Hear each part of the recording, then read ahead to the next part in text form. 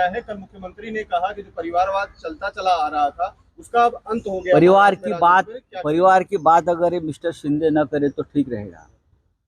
वो जो उनका जो सांसद बेटा है श्रीकांत शिंदे, वो उनका ही बेटा है ना। बात आप घराणेशाही की कर रहे हो, परिवारवाद की कर रहे हो। क्योंकि उनका बेटा नहीं है, उनका बेटा था इसलिए उनको उद्धव ठाकरे ने उम्मीदवार बनाया कि मेरे बेटे को उम्मीदवार बनाइए।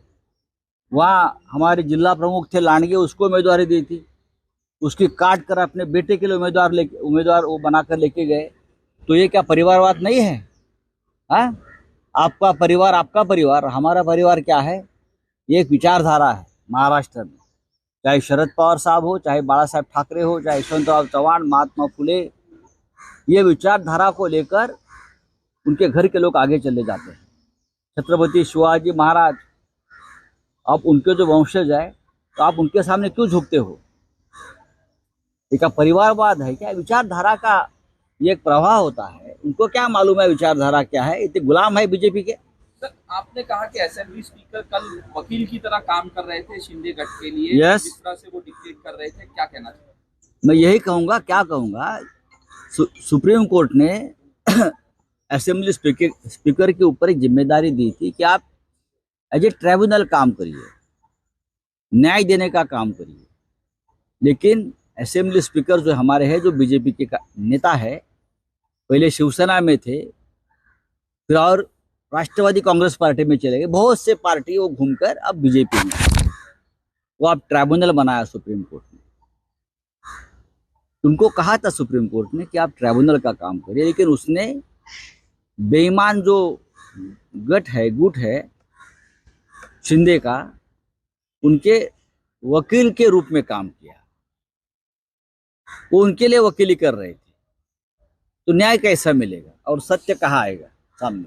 सर, चोरों की मंडल आपने जो है सामने बयान आया और क्या बयान आए स्पीकर के खिलाफ, तो मैं स्पीकर के खिलाफ नहीं बोल रहा हूँ, मैं ट्राइब्यूनल के खिलाफ बोल रहा हूँ। सर, विशेषाधिकार हनन मैं ट्राइब्यूनल के खिलाफ बोल रहा हूँ कि ट्राइब्यूनल अगर गलत है तो ट्राइब्यूनल को गलत बोलूंगा मैं। विधानसभा स्पीकर को अगर ट्राइब्यूनल बनाया है तो ट्राइब्यूनल का काम करिए ना। आप किसी एक पार्टी के वकालत क्यों कर रहे हो? विशेषाधिकार हनन के ले आने की बात की जा रही है। सर, असेंबली में ये कहा जा रहा है कि स्पीकर के दिए हुए फैसले का जो है अपमान कर रहे हैं। मैं स्पीकर का फैसले का बात नहीं कर रहा हूं, मैं ट्राइब्यूनल के फैसले का बात कर रहा हूं।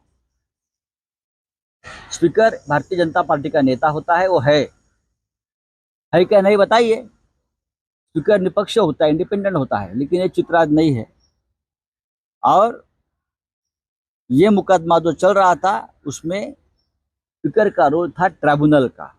लवाद बोलते हैं हम उसको, न्याय देने वाली एक संस्था है। तो मैं उसके ऊपर बोलूंगा, मैं विधानसभा स्पीकर के ऊपर नहीं बोलूंगा, चाहे उसने कितनी भी गलती की हो।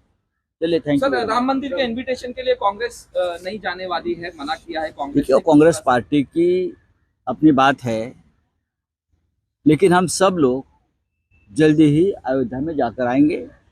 हमें किसी इन्विटेशन की जरूरत नहीं है। इंडिया गठ के बहुत से ऐसे हमारे साथी हैं, जैसे केजरीवाल जी है, उद्धव जी है, और भी लोगों ने संपर्क किया कि हम सब मिलकर अयोध्या जाकर रामलला का दर्शन करेंगे। अब मुझे लगता है रामलला ये कोई भारतीय जनता पार्टी की निजी प्रॉपर्टी नहीं है, पूरे देश, राष्ट्र और विश्व की प्रॉपर्टी है।